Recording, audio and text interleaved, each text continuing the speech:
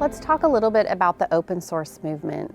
Frankly, I think at GS1 US we find this fascinating. This notion that we can crowdsource new technology concepts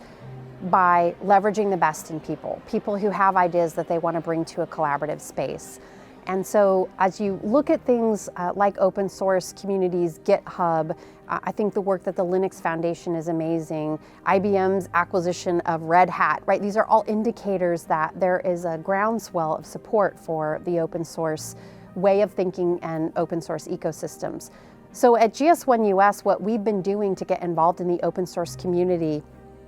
we've partnered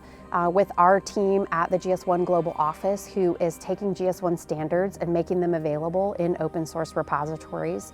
We've engaged the Millennial and Gen Z developer community and activities like hackathons.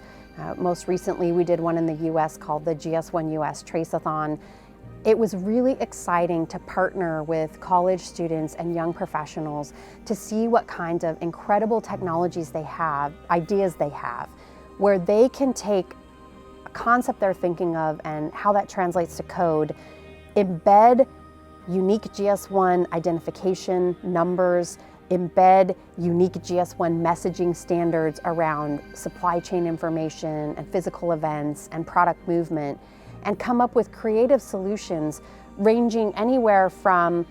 providing information to blood donors about when their blood is used in a patient situation, right, changing people's lives, to background checks on product, kind of like we do background checks on drivers in ride-sharing apps, but translating that to a product, learning how sustainably a product was made, and if I want to recycle that product, what are the attributes of this product that can be provided to me through a computer program